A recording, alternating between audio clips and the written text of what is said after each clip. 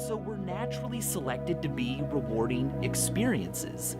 You change your habits, your friends, your job, you learn things and forget things, but nostalgia allows you to connect all of those events.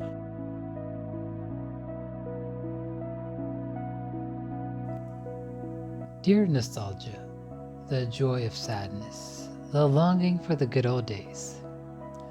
But don't be discouraged, it's justified. I mean, look at our times, our tech, our services. We lived through an age where design and buildings had identity, where digital ownership actually existed. And you're trying to convince me the present is better. There are two types of nostalgia. One is longing without any need for the bygone, while safely residing in a comfortable utopia. The other is a longing for a genuinely better time, a golden era. Our generation lies in the latter. Witness how our past was torn down for a soulless future. Remember the Drake and Josh house? It got sold and torn down, replaced by this new sterile cubicle design, a piece of modern architecture with no meaning, meant only to limit and confine. I used to think comparisons with medieval designs were just old, grumpy ramblings of a bygone generation, until I saw an already bland world losing its very last sparkle. Barely anyone longs for the past out of pure abstract love. If you do, my friend, you are lucky.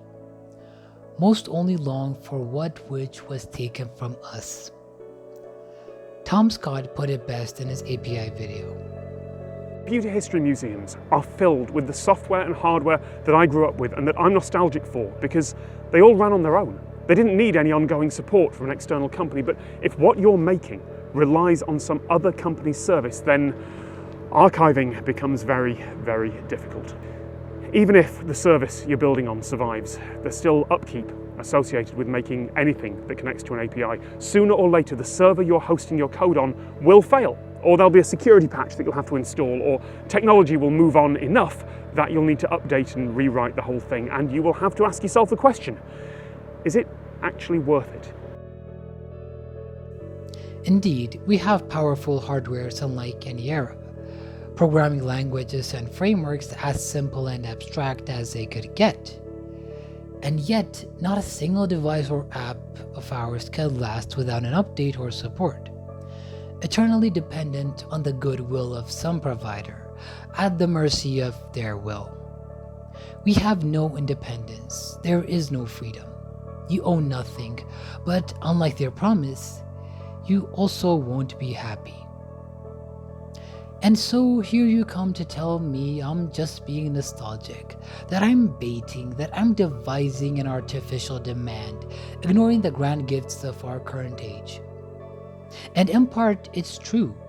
We have the benefit of absolute convenience in our era. But it comes at the cost of the journey, the cost of ownership. What's the purpose of streaming if you never go through the ritual of anticipation? The build-up, the physical drive to the store, the excitement of holding a piece of media in your hands. What's the purpose if it's never yours? The world we grew up in doesn't exist. Not anymore.